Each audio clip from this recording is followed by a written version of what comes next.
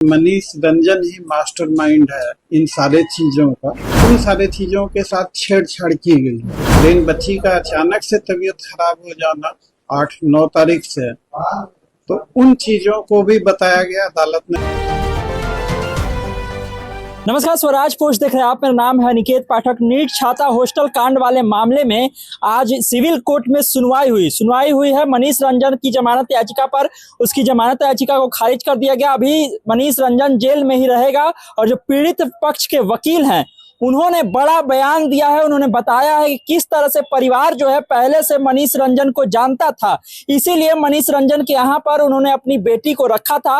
मनीष रंजन की याचिका को खारिज करवाने के लिए ही कोर्ट में आज परिवार वाले भी पहुंचे थे, साथ ही साथ पीड़ित पक्ष के जो वकील हैं वो भी पहुंचे थे और उन्होंने जो जो बातें बताई हैं उसको आप सबसे पहले सुन लीजिए। इलाज के दौरान बहुत सारी गड़बड़ियों का आरोप जो है वकील के द्वारा लगाया गया है और ये कहा गया है कि अगली सुनवाई जिस दिन होगी उस दिन हम लोग ये मुद्दा भी उठाएंगे और इस बारे में भी बताएंगे कि किस तरह से इलाज के दौरान गड़बड़ियां की गई हैं। सबसे पहले पीड़ित पक्ष के वकील क्या कुछ कहते हुए नजर आ रहे हैं, आप सुन लीजिए। उन सारे चीजों के साथ छेड़छाड़ की गई है, तो अदालत ने साक्ष्यों और सबूतों से छेड़छाड़ को काफी गंभीरता से लिया है और लिखित में जवाब मांगा गया है जांच एजेंसी से।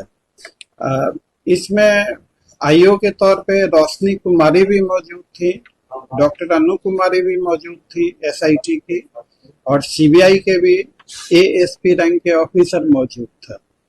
तो अभी सुनवाई की अगली तारीख 28 फरवरी 2026 की लगी है। उस दिन फिर से हम लोग अपनी बात को रखेंगे और खासकर इलाज में जानबूझकर, जैसे बच्ची 6 जनवरी 2026 को जब प्रभात हॉस्पिटल में एडमिट होती है और उसकी तमाम सारी जांचें होती है, तो उन जांच रिपोर्ट में बच्ची की स्थिति ठीक बताई जाती है, कोई वैसी चीज नहीं थी। लेकिन बच्ची का अचानक से तबीयत खराब हो जाना 8-9 तारीख से, तो उन चीजों को भी बताया गया। अदालत ने काफी गंभीरता से उन चीजों को लिया है और उन चीजों की अदालत ने कहा है कि जो आईओ हैं सीबीआई के, वो इन चीजों पे लिखित में जवाब देगा। तो अगली तारीख 28 फरवरी 2026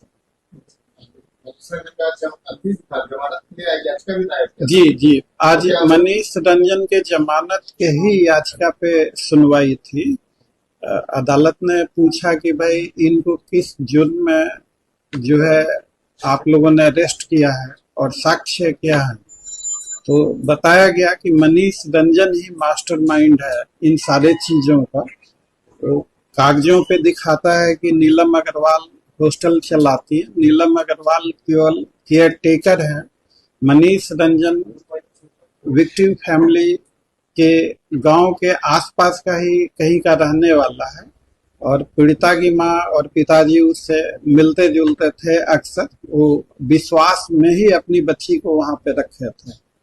तो मनीष रंजन की जमानत का हम लोग विरोध कर रहे हैं, अदालत में अपना पक्ष रख रहे हैं। तो सुना आपने किस तरह से पीड़ित पक्ष के वकील ये बात बोलते हुए नजर आ रहे थे कि मनीष रंजन जो है पहले से परिवार वालों को जानता था, वहीं के आसपास के रहने वाला था। वो परिवार वाले भी उसको जानते थे, इसीलिए वहां पर अपनी बेटी को रखे थे उस हॉस्टल में। और अब हम लोग मांग कर रहे हैं कि उसकी जमानत याचिका खारिज की जाए, उसको अभी जेल में ही रखा जाए। कोर्ट ने भी फिलहाल इस बात को माना है, फिलहाल मनीष रंजन जेल में ही रहेगा। लेकिन बात इस बात को लेकर के उठ रही है कि जिस तरह से इलाज के दौरान लापरवाही बरती गई और किस तरह से कोर्ट के द्वारा जांच करने वाली टीम को भी फटकार लगाई गई, इस सारी बातों को जो वकील है उन्होंने बताया है कि जो जांच करने वाली टीम थी उन सब लोगों को बुलाया गया था। अनु जो है एसडीपीओ 1 उनको भी बुलाया गया था, रोशनी कुमारी को भी बुलाया गया था। सबको वहां पर बुला करके कोर्ट में सुनवाई हुई है और कोर्ट ने फटकार भी लगाई है जांच को लेकर के। अब इस मामले में आगे क्या कुछ होगा